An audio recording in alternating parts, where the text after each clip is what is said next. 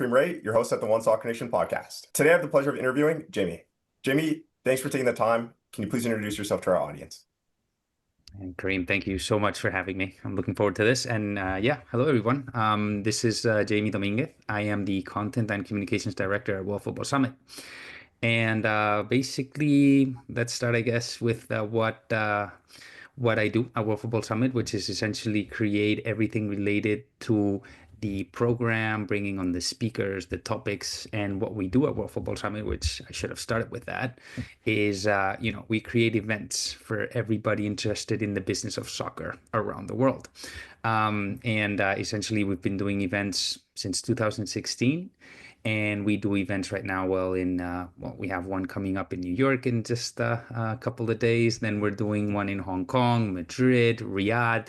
We did one in Rabat, in Monterrey. So essentially, wherever we see strategic points emerging in the football industry, we try to do an event just to make it more. At the end of the day, the goal is to make soccer more professional from a business perspective, because you guys in the US, you do it very, very well, but that's not the case in the rest of the world, no? So we essentially connect people. And that's really the goal of World Football Summit and what I do. Thanks for sharing, Jaime. I want to track back a little bit with you and ask one of my favorite questions, which is, how did you get involved in the beautiful game? Oh man, how long do we have? Look, I'll try to keep it short, but essentially, I started actually my career in cosmetics. But I studied in the States, both college and when I was a kid, and I always knew that I don't know if you guys remember, but there was this awesome ad by Nike where Eric Cantona, he lifts up his shirt and he kicks a ball.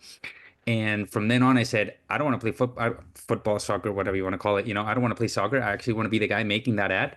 And from then on, it was just very clear that I wanted to do marketing in sports. And even though I started in cosmetics, I soon after started doing an MBA in sports management here in Madrid. And from there, just doing like side hustles and all of that with sport related organizations. And I ended up creating also a newsletter that talked about what I saw from a sports business perspective. And as luck would have it, Jan Alessi, who's the co-founder of World Football Summit, subscribed to a newsletter.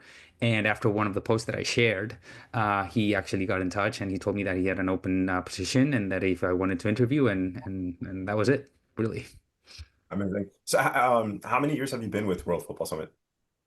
So I've been with World Football Summit since 2022, but it was funny because I actually went to the first World Football Summit back in 2016 as an attendee, and I thought, wow, this is amazing, and I want to be part of this. From then on, I was actually back then working with these two people that were building a soccer club that is what we know today as being the Real Madrid Women's Football Club. So I was like, involved with them. And then from the years, I was just like following World Football Summit and again, just until the newsletter post that got me here. Yeah. Like I haven't been to World Football Summit yet. You Thank have you. to. I'll be attending my first event next week in New York and excited to attend many more. But the events that you guys put together just look very nice, very professional, and you guys are all over the place. One of the ones I want to go to in the future, if you guys do it again, was in Saudi Arabia, um, Mm. which looked amazing. What is the top event that you guys host? Which country is it? Wow, that's a good one. I would say at the moment it would be the one we do in Spain, only because it was the first one that we did. And it's been the one that's been going on for the longest. But I wouldn't rule out actually Saudi Arabia taking over in the near future, just because I mean everybody's aware of what they're doing from a sports perspective. It's not only soccer, but they're also very conscious that they need to build a robust industry around it. And they're in a very unique position. And they are connecting a lot of people from the East and the West, if you will. We believe that potentially it could be one of the largest event we do. Wow. So, you know what? Why would an individual would want to come to World Football Summit? Like, what would be the Hmm. purpose? Look, what we always say is that we don't do maybe the largest event in sports. There are many other organizations doing a lot of stuff from sports, but if you want to actually do business in the world of soccer, in the business of soccer, we do aim to have the best network, and the best gathering of people, whether it's, from football clubs, and apologies because I'm mixing football and soccer. Hope you guys, forgive me for that. Um, But yeah, and then from sports organizations and media and startups. So at the end of the day, the gathering that we do, I mean, and it's the feedback that we always get, the level of networking is really, really good. And that's, I think, why really at the end of the day, what people really value. In a world of technology, we're all looking to connect with people, and that's what we like to bring, opportunities for connection. Yeah. Yeah, and I've done a lot of work, I've told you this before, but I've done about like 300 plus interviews online. Majority of them are through Zoom, and it's always Hmm. nice to connect with the individuals that I've had on the podcast at these events in person because it's a different type of interaction, it's a different type of energy Yeah. feeling, and people get to really know you in person more. So I think um in person is key, and that's why I've attended so many events like the United Soccer Coaches, Soccer X in Miami, the U.S. Soccer Foundation. Just came back from Miami at Conflict, which was amazing. We had more of a media presence, and looking forward to bringing that presence to World Football Summit soon at one of your Yeah. events. What would you say is, switching gears, what would you say is one of your favorite things about the work that you do? But the work that I do, look, I am kind of like, if you will, a geek about the business of football, of the sports industry. And I really love doing all the research around what's going on in different parts of the world. So right now, actually, a couple of weeks ago, we published a white paper on Hong Kong and the soccer industry emerging in Hong Kong. And to me, it was just like reading it and reading all the research and going through it. It was like, it was so much fun. And then eventually getting to connect with speakers and actually, because you discover these amazing, men and women that are doing awesome stuff all over the place. And it's like, wow, who would have, I'm from Madrid, right? And who would have thought that I would be speaking to someone in Hong Kong about how they're trying to grow the beautiful game there. And it's kind of like that unites you in a way. So it's kind of like it's nice to see that, I would say if I had to choose, it would be that. Hmm. And like Hong Kong is a completely like different universe or a different country. But with saying that, um, from your vantage point, there's so many different individuals that you're connecting with, and so many things that you're learning and data that you're collecting. So, do you ever find any differences with what people are building in the beautiful game in different parts of the country, or is it the same thing, just a different type of culture to it? That's a good question. There are some elements that are common.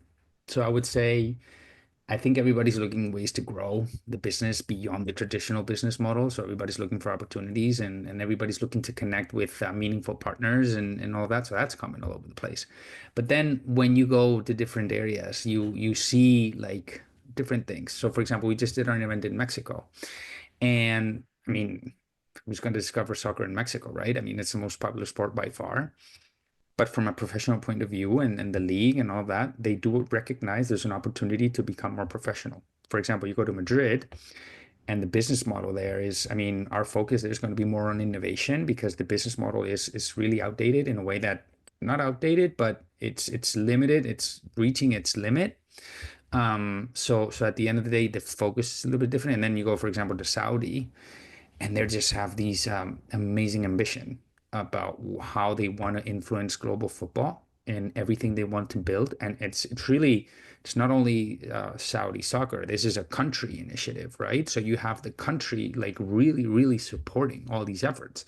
So at the end of the day, there's our different elements. So what we do at World Football Summit is okay, how do we build a program that is tailored to what's going on in the market, but also making sure that we bring in a global perspective because there are some things that are common and what can they learn, right? So No, that's a good point. And then what about like interact? Like I'm interested to know this. Like, what about with interactions with the individuals? Do you guys have obviously you guys are probably using, I'm assuming, the same process and flows within the different countries, but is there any difference in how you guys communicate, or is it all the same language with the different individuals within different countries? Or is it different? Like you guys have to tweak it, or is it usually the same type of flow process and template that you guys are using? It's usually similar. At the end of the day, I mean, look, we understand the global perspective, but you always need someone from the local market to tell you more about what's going on there. That eventually shifts a little bit the language, if you will, and the way you approach people. I'm just going to give you like an example, like a stupid example is sometimes, for example, you go to a country, you cannot invite someone to speak. Imagine you want to bring, I don't know, the CMO at a football club. You kind of bring him in if you don't invite the president first because of the hierarchy, right? This is maybe like a stupid example, you know what I mean? You need to make sure you at least approach the president. And if he can't make it for whatever reason or the agenda, you bring in the CMO to give you that example. In other markets, like for example, in Madrid or in Europe, you want it's more specific. So you want to talk about marketing in a club and you contact the marketing guy directly. So this is maybe it's a stupid example, but I hope it helps to understand. Yeah, understood. What advice would you give to, the next generation of individuals that are, currently maybe playing soccer? I was that guy, playing soccer that want to transition to the business side of soccer. What advice would you give to them? I would say to start as early as you can. I think, and you probably know, I mean, you used to play soccer, right, Kareem? Am I wrong? You Yeah. did, right? So I don't know. I mean, I want to know your opinion, but because I'm not a soccer player, but the way I see it is the soccer career, even if you have a successful one, it's very short it's a chapter in your life at the end of the day.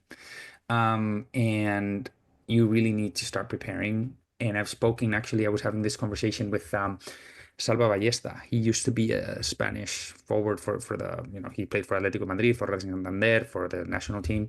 And he told me, when you're young, you don't realize how important it is that when everything's done, that you don't wake up and say, oh, wow, now what? Mm. And you really have to know. And I see a lot of professional football players now or soccer players just really thinking about that and getting involved even before like their careers are over. So for example, Ivan Rakitic was with us a couple of years ago. Amazing player, but he was already seeing that at some point his career is going to end, right?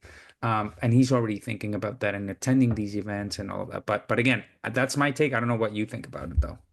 No, I agree with you too. And injuries can happen any time in a player's career. I mean, and as well, I mean that what you've shared also just applies to, students that are graduating as well. I mean, that want to get into sports. I think there's information that you just shared there that could assist them as well.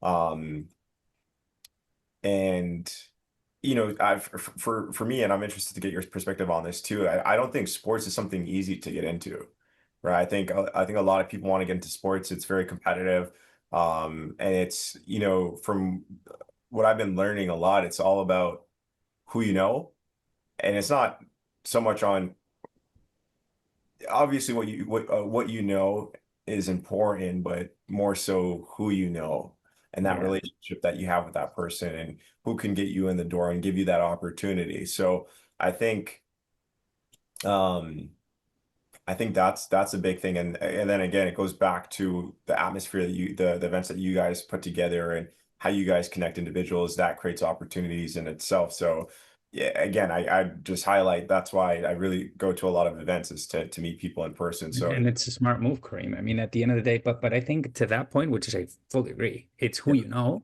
yeah, But there's also an element of patience that you yeah. need to have, right? And you probably know this better than me. I mean, how long have you been doing this? Have you been, um, even you and I, right? We've been in touch for a year and a half, and then you never know. what's going to come up, the opportunities at the end. We were talking about this the other day, right? This is like planting a seed, no? You plant it and then the trees grow, right? At some point, I get a lot of, I mean, I try to accept a lot of calls from students as time allows. And I always see that same passion, which is awesome to see. Everybody wants to work in sports because they're very passionate, but then there's also a lack of, first, a lack of patience. And then there's always the question of, how can I get a job in sports? Okay. And then the other day I was actually speaking to a student and they said, okay, how about you flip it around? What can you bring to sports? Why should sports, what makes you unique? Yeah, you might be young, but you have time. You probably, I mean, as a young student, you probably have more time than I do because of, not only professional stuff, but personal stuff as well. Mhm. So what can you bring to an industry that's changing, that needs evolution? And who can you get to know and then maintain those relationships? A lot of these people go to these events and it's like, oh, okay, bye. I'll see you next year. It's like, no, keep it, keep getting in touch. And again, I want to know your opinion, but I think that's the way to do it. You don't have to be getting in touch every week, but every now and then when you see something that reminds you of someone that, hey, I thought about you, and you never know. Yeah. No, I agree with you 100%. I think it's important to keep those relationships fresh and have different touch points, whether it's, once a month, quarterly. I think it's always important to just, let that person know how you're progressing or just keep in touch, checking up on them, etc. I think it's extremely important. And it ties back to our relationship. We connected about a year or so ago, and it's evolved. Mm, It's evolved because, we keep watering it together, right? But I mean, for my, just speaking for me, it's I have to keep watering it too if I want our yeah. relationship to build. So, and as long as you continue to grow, that other person that you're building that relationship with, that's at a higher arc, will see that within you. From my experience with you and other individuals, are going to see that growth, and then there will come a point Mm, where you are able to collaborate and continue to build up on that collaboration. So I think it's something that individuals, young people, have to invest in and continue to build. And you shared great advice on that. And I think yeah, it's a really good point. And one thing I want to share with you too, which you're aware of, is with like the podcast and the media, is mm, online record. And yeah, sure, I could have had coffee shop conversations in person, but that would be pretty costly if I was traveling and all that. That's where like Zoom yeah. comes in, and being able to connect with individuals online, and then sharing that with the world, and anyone from anywhere could watch it and Oh, connect. yeah. And it's pretty cool too, because I want to get your perspective on this, but like, people feel like they already know you because they've seen so much of you online, right?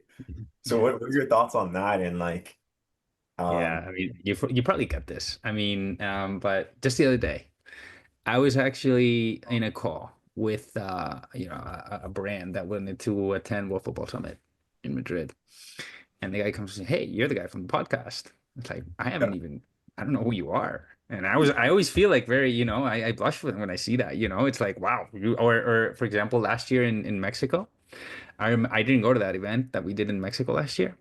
And there was a couple of like, people asking, "Hey, where's Jaime? Where's the podcast guy?" And it's like, really? And then you start to see the numbers, and I guess you see it too. You see the numbers, and it's like, wow, there's people listening to me on this part of the world. Really? yeah, It's just, I mean, even if, I mean, it's not about the numbers. Even if it's just like one person listening to you from, I don't know, from China, it's like, how did I get into China? You know what I mean? I don't know. I don't know. That's my experience. I don't know what yours is.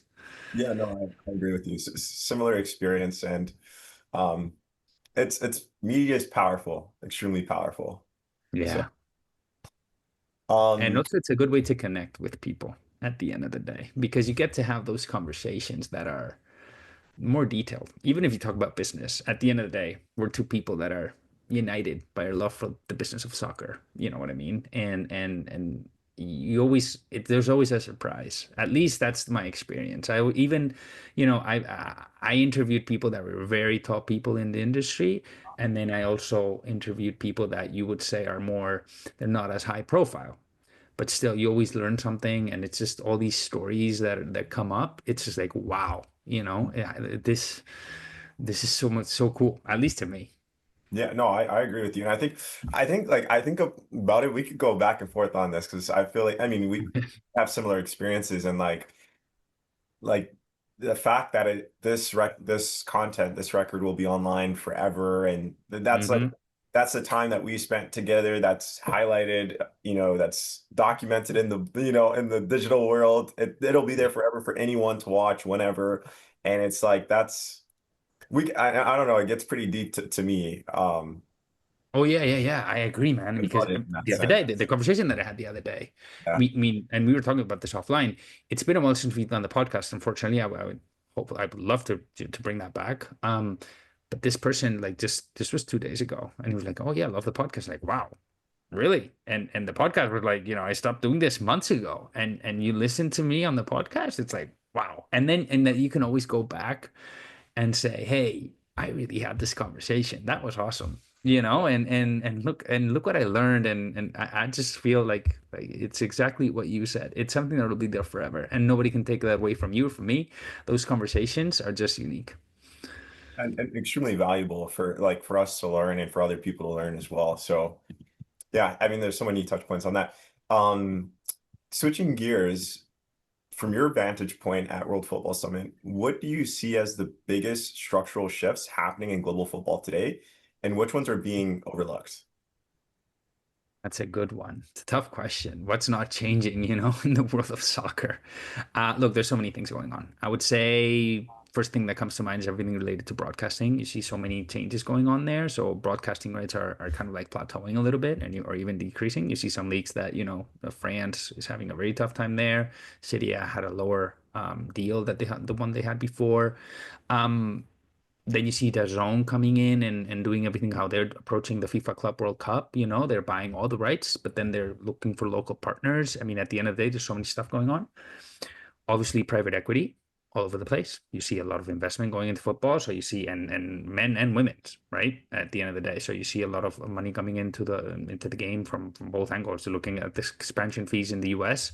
They're just rising at incredible percentages every year. Now they're coming into, Europe. I mean, so that's obviously the fan behavior is changing, right? So that at the end of the day, you don't see, I mean, you see it with kids today.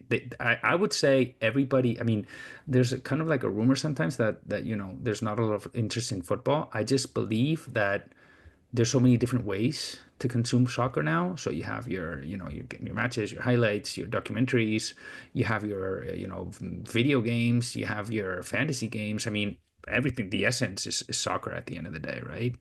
And then really, there's a lot of. I would say the last thing is there's not a lot of alignment between the main governing bodies. So, for example, even the FIFA Club World Cup is an example.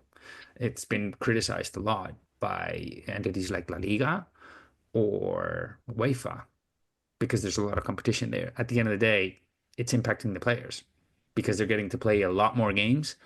And that's really building a calendar that is just, first, it's crazy to see. And second, I would argue fans probably would get fed up by seeing so much soccer at the end of the day. I mean, I think one of the values of the NFL is the scarcity element of the games, right? And you see it also, I would say, into the NBA as well. Too many games, it's just bores people, and you get them away from the game. But those are the ones that I see. I don't know if you see anything because you've been at a lot of events. You have these conversations. I don't know. Maybe you see something else, but Yeah. those are. I think, for example, if we just think about food, if I eat pasta, 30 days of the month, I'm gonna get sick and tired of it. So I agree Yeah. with that perspective. Um, but I can't speak for millions or billions of fans, football fans around the world, right? And then, um, yeah, franchises are increasing incredibly in the US. I only Mhm. know the US market. I don't know any other markets around the world in regards to if you could buy your way in and how all those things work yet. I'm really focused on the US market. But I think where soccer is in the United States is a super exciting time with, the 20, as you mentioned, 2025 FIFA Club World Cup next year, which is coming fast, the 2026 Oh World yeah. Cup. More games, 48 teams, three countries hosting it for the first time, Canada, US, Mexico, and then in 2028, the Olympics in LA, so more soccer, and then potentially a 2031 FIFA Women's World Cup in the US. So a lot of football, a lot of tension, a lot of capital being Yeah. in the US. So it's going to be an interesting time, exciting time, and individuals always mention to me the first World Cup that was hosted in the US, which was nine. Do you remember the date? 1994. 1994, and Yeah. bringing Pelé to the US and the World Cup, etc. So I mean that impact. That's what if I remember recall correctly, it's what brought the MLS alive. So Oh yeah, yeah. And that definitely gave it a boost. In terms of but at the end of back in the day, and I listened to this in an interview with Ivan Gazidis. Ivan Gazidis used to be the commissioner at the MLS. I think he was the commissioner. Then he went on to have a career in Europe, and he was saying, we used to play matches in American football stadiums. Now everybody has soccer stadiums. And then also, to your point earlier, I think the key now is that you see soccer is finally becoming and embedded in the culture. And this is something that I spoke about with Jordan Gardner. And Jordan is, he's an investor in soccer and all that, right? He's an amazing guy. And he was saying, it's not only about the MLS growing, it's when you see Ted Lasso becoming as popular as it becomes. And when you see people walking down the streets with a Messi kit on, and when you see everybody looking to see what Wrexham is doing and looking at the documentary of This is Wrexham, that's culture. That's not soccer anymore. People might be coming in for other things than the match itself, but they're getting hooked into soccer, if you will. Mhm. And Jordan Gardner, is that how you Yeah, pronounce it? Yeah. yeah.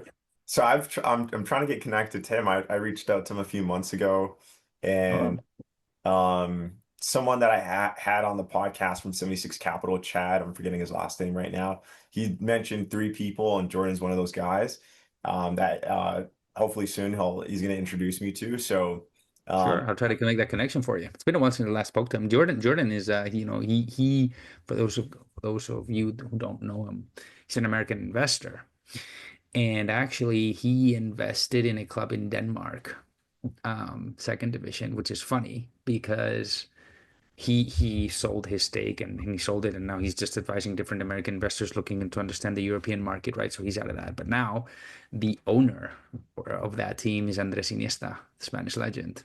So it's funny that you see that connection, and yeah, I'll try to make that connection for you. yeah, that would be amazing. Thank you, Jimmy. And crazy enough to me, last week, he was at Rhode Island, but I don't know if he went to the game on Friday. I know for sure he went to the rugby game on I Saturday saw because that. I LinkedIn saw post. that. And I I commented, I was saw like, that. I just missed you. So that was a good game on Friday, when I was down there, and I connected with Ethan, and I met Yeah, Gabe. I'm forgetting his last name, but he's the founder of uh, Portland Main of Hearts, yeah. New One club that pre-sold their season ticket holders. It's like 4,500 season ticket holders that they have for this year, and it's their Wow. first year. So it's like, yeah, it was a really good event. I mean, not good event. It was a good game to be I at. saw the video. It looks like you had an awesome time. I mean, all the music and all of that. I mean, it was just like, wow. I mean, these guys know how to put in a show, which I think is something that we're missing here in Europe at the end of the day. Yeah, I mean, yeah. Shout out to Red Johnson for introducing me to Dan Kroger and those guys there at Yeah. Island. It's a great ownership group and one of the best facilities I've been to, aside plus alongside Louisville as well. So yeah, I mean the game's growing in the US. I want to dive into some fun questions. Go ahead. Um, what's been your favorite football game? I'm using the word football Yeah, that yeah. uh, that you've Think of attended. American football now, is because I've watched a lot of those. No, yeah, go ahead, go ahead. What's your favorite one that you've like been to in person? Favorite match, Mm, best memory you've had? that's a very good question. There's so many, man. Um, can I say two? Yeah, Because I yeah. remember the first one. Actually, I remember the first one that I went to, which is a Real Madrid game against Deportivo La Coruña, and it was with my uncle, my brother, and it was I got a flag. Real Madrid won. I was in the stadium. Everybody was screaming. It was just like it got to you, and it always stays there. And then when you asked that question, I was just thinking about the last game that I went to, which is again with my brother. He took me to see Real Madrid against Girona. And I remember it because it was Modric, Luka Modric, amazing soccer player. He scored this beautiful goal. And now he's moving on and he's been a legend in Madrid, right? So right now, like seeing him move on and say, "Hey, I saw this guy play." I don't know. It just gets to me. You know what I mean? Like, oh wow. But there's so many, eh? I mean, I've been to a bunch of games, but I don't know why those come up. I probably, if you ask me 10 minutes from now, I'll probably say another thing. So Have you it's more seen? about who you go with. Sorry to interrupt you. I think to me, it's about who you go with Yeah, rather than the game itself. That's what makes it special, at least to me. yeah, true. Wait, have you seen Messi play? No, man, I have not seen Messi play. I've seen Ronaldo. I've seen a bunch of them. Zidane, I saw him play. Zidane was awesome. Ronaldo Nazario was also he was fun to see because you would see him like, just standing in the middle of the field doing absolutely nothing. And then he got a center ball and he would just start running and it's like, oh wow. I mean, you knew the guy was going to run for like 10 minutes during the whole match. That was it. But in those 10 minutes, he was probably going to score like two, three goals. So Hmm. yeah, Messi got away, at Who least for who's your who's your favorite footballer? all time, All time and current. current. Okay. Both, Uh, both, huh? both. Yeah. So I would say current, I would probably say Modric would be someone that I always like to see, even though he's past his prime. But when you saw him play, he was just so elegant. So you saw like this ambition, but it wasn't like a lot of ambition. And I would say all time. I really liked Iniesta. I mean, to me, Iniesta was someone that you would see and it was like, wow, this is football. This is football. I mean, this guy is not you see him, he was small. He didn't stand out, but when he got the ball, that was magic. And when you saw him play for Barcelona and for Spain, it was just like, wow, this guy is just something else. And he was not very lucky with injuries, but when you saw him in peak form, it was always a delight for me. Yeah.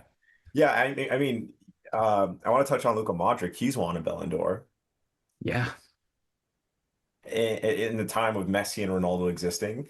And then Iniesta, he was one of my favorite players as well. Very simple, uh, clean, good with the ball, technical. yeah. And that just brings me flashbacks of like my team was Barcelona back in the days. Like Uh-huh. Okay. even before the MSN, like I just love Yeah, yeah, that yeah. Chevy and Sergio Busquets, the 4-3-3 holding, like the Tiki Takas, Yeah. Puyol, PK, Dirty, like that was the team. Dani Alves, like I loved watching those guys play. Like Barcelona, like when I think about back in the days, for me it was Barcelona and Liverpool. Yeah, really. I mean, I'm not a Barca fan. I'm not a Madrid fan. I support Racing de Santander, which is a small club in the north of Madrid. I mean, in the north of Madrid, not north of Spain. Sorry, guys. But in my family, everybody supports Madrid. So my brother, for example, he has tickets, season tickets. And yeah, you always saw Barcelona, and as much as mad they would get because they would just like they were those years, they were just all over the place. Mm. You would have to recognize, I mean, these guys play something else. This is another type of football. Yeah.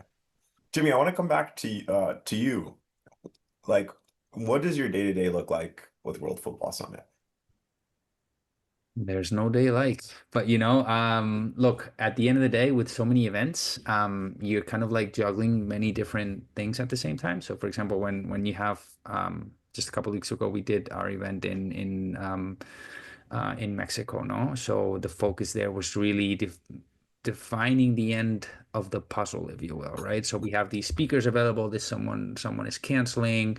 Oh, we finally got confirmation because a lot of people. I mean, for example, one of the situations that we had, we wanted to bring in people from Club America, and they were seeing if they were going to play the FIFA Club World Cup, and that eventually determines if an executive can come or not. No, so it's kind of like in the events world, at the end of the day, it's really about putting out fires, if I can put it that way, right? It's there's a lot of stuff going on and you really have to solve it. But at the end of the day, you have to balance with, okay, I know I'm still months away from an event in Hong Kong, Madrid, or Saudi, but I really need to start thinking about the speakers that I want, the program that I want, the everything, because it's not really solving stuff, but more the strategic element. So at the end of the day, you're trying to balance, and then getting in touch with people and making connections with people. Also, I deal a lot with the media and trying to get in touch with the media, try to bring them to the event, draw some type of interest, at the end of the day. So there's a lot of stuff going on. And then of course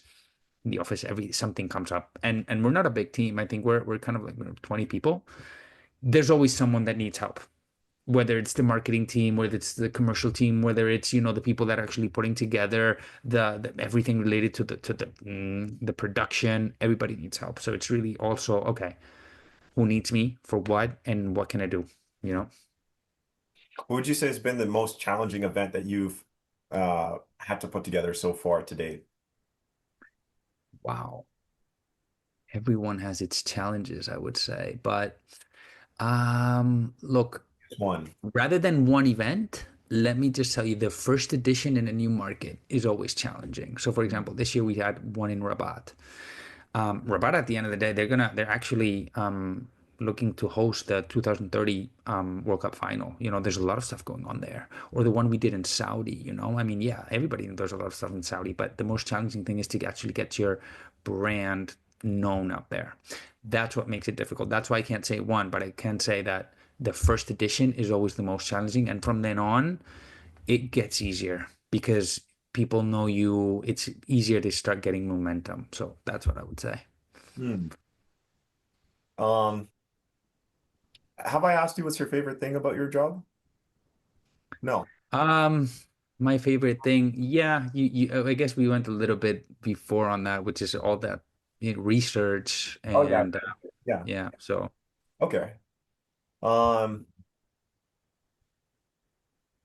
what would you say is like something that you're looking forward to in the next year or so?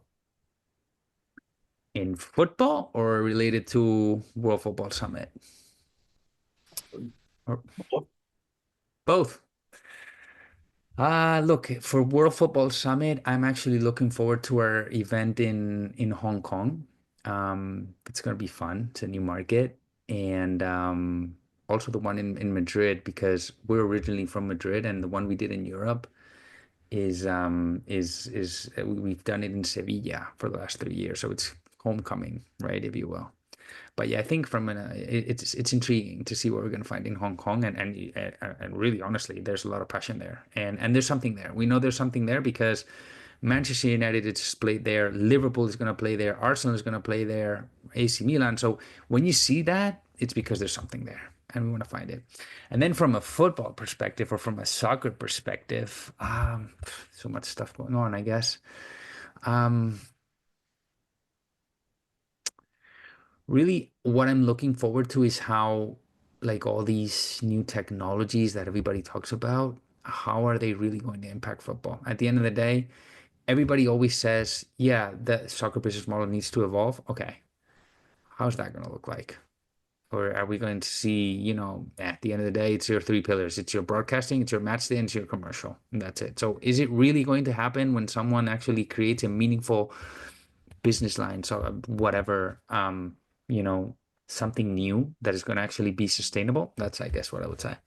Hmm. What would you say, looking ahead over the next 5 to 10 years, what trends or forces do you believe will most influence the direction of the global football industry, and how should stakeholders prepare? Good one. Well, we talked about media before, so I want to see what happens there. Are we really going to see, like, France, for example, they're launching their own subscription service, their own OTT, the French league, no league on. Is that really going to work? Because if it does, um, you it would not be strange to see other leagues adopting the model. And then there's another interesting element there. I don't know if you knew, but Cristiano Ronaldo, through his channel in Saudi, broadcasted a paddle tournament to the entire, like, his entire community. So that brings up the question of, wow, are players going to start, like, all these players with these massive audiences, are they going to become broadcasters? So, that's an interesting thing to see. And then there's, of course, I want to see where women's football ends up. I mean, it's growing, and you really do want to see it become, it's already a major sport, if you will. But the reality is, from an industry or business perspective, there's so much stuff to do. So what's going on? What's going to happen there? Same goes with emerging leagues. What's Saudi going to become? What's the MLS going to become? Are they actually going to challenge the traditional European leagues? Are these leagues like, La Liga, Serie A, everybody's playing, wanting to play outside their own home country? Um, Really, I mean, just so much stuff going on I think we're going to find a very different industry in a couple of years. And looking forward to it. Yeah, likewise. And even like Man City losing to Al Hilal, Saudi Yeah. Arabia team in the FIFA Club World Cup. Like, I remember listening to some interviews or some media in regards to what that's saying to fans. You have one of the top leagues or the top league, the EPL, one of the best teams, Man City losing to Saudi Arabia, which from what I've heard, I'm not too sure of the fact of this, but Saudi Arabia is not at the top of the top in regards to league. No, not yet. Not yet. It wants to get there, Yeah, obviously, but it's not there yet. yeah. But you see the same thing going on with like all these Brazilian clubs that are playing amazingly well in the FIFA Club World Cup, and at the end of the day, I mean, yeah, it's not as, I mean, it's more balanced than you think, I would say. Which and again begs the question, how's that going to evolve? Are we going to see, I don't know, are we going to see like a global close league somewhere in the future?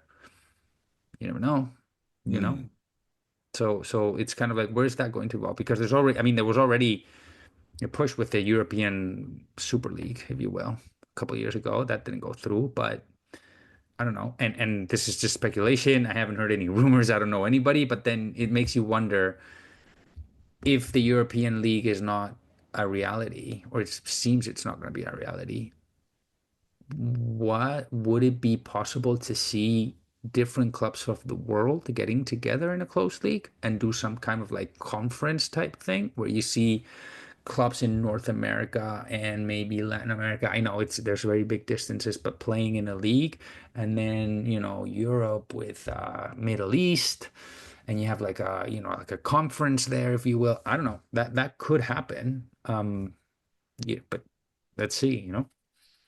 Yeah. I mean, there's so many directions it could go.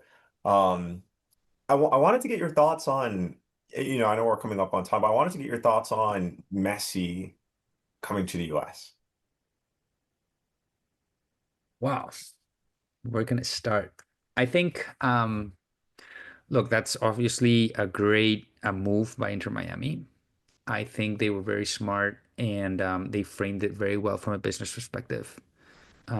He's also thinking about his career beyond football. So for him, from a business perspective, even though people told him you're going to lose money, it's like when Beckham went there, and look at Beckham now, no? So I think there's potential for him to be, building an amazing legacy outside of football as well. So I think for him, it's a smart move. And then the impact it's had on soccer in the US has been amazing. And we were speaking about this before. People are wearing Messi kits all over the place, not only in Miami. And now you see, I mean, I lived in the States, and I've always, like to check ESPN. A couple of years ago, you did not see soccer at the front page of ESPN. You never saw it. And now it's like you see it very frequently. When Messi went there and the first match he scored that amazing goal from a free kick, it's like, and he's like, front page, and it's like, that never happened. I think his impact is going to be amazing. And people say, oh, yeah, when he leaves, there's people are not going to be interested. I don't see that. They've Yeah. already, yeah, I mean, honestly, I think people are already engaged to the game, and they're not going to leave just because Messi leaves. He's already put his footprint there. He's already engaged the younger fans, I would say. You know this better than me, probably. But if you're able to connect with the younger fans, you have fans for life. So what's your, I mean, but hey, I live in Madrid. You live there. How do you see it? So I've heard this even from, Darren Van Tassel, owner of Trementa, South Georgia. I think it's South Georgia, Trementa. Well, I'm just going to leave it at Trementa FC, a USL One club. They also have Uh-huh. a women's team as well. And a cool, really cool story I'll share quickly. They've their ownership group has owned land since 1815 in the United Uh-huh. States. That's been passed down a few generations. And it's about 100 plus acres. They just recently built a 4,500 plus seat stadium, brand new. Uh-huh. There are Uh-huh. roads, lights, the city, Chick-fil-A's. It's a whole mixed-use development project. And he told me soccer was brought up to him from the younger generation, right? So Yes. it wasn't passed down to him, for example, like England, they Yeah. pass soccer down. You, from my understanding and from, a lot of older people that I've spoke to, it's being passed up to them from their kids. Yeah. And Yeah. soon you'll see that transition as those kids become adults and have kids. It's going to be passed down. So Oh I yeah. think that uh, that's growing in the US slowly but surely. That's going to happen. And then, the events that I've mentioned earlier, all those events, huge impact. And then as well as having all these superstars that MLS keep bringing in, like Messi, and who will still continue to bring in, and as long as they Yeah. continue to grow, which I think they will. And MLS has only been around for 30 years versus the EPL, it's been around for 100 plus years. There you I go. think there's so much potential of growth. And I look at Oh the yeah. US as a blue ocean. There's so many smaller markets for there to be professional soccer based off the USL One model, USL Championship model. And on top of that, which we gotta have a second episode if you're interested. Oh sure, whenever. USL promotional, USL Pro Rel, right? So Yeah. I think there's a lot of fans that in America that have been asking for this, and MLS wasn't doing anything about it, but now USL came out with an announcement, and they're working towards that in the next few years. And I listened to Justin Papadakis, Uh-huh.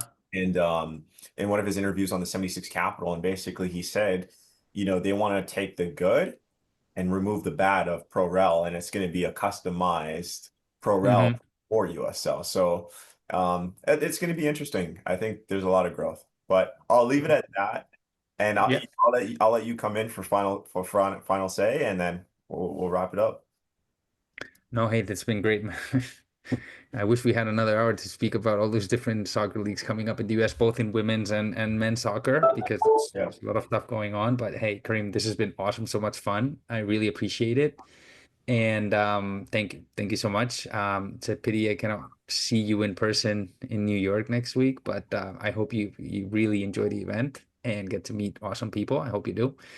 Thank And you. guys, if you're listening, thank you so much for being here. And hey, if you want to find out more about what we do at worldfootballsummit.com, feel free to check the different events. And yeah, I'm on LinkedIn, so feel free to check out and connect. And hopefully I'll hear from you guys. And Kareem, above all, congratulations on everything you're doing. And the sky's the limit for you. So happy for you.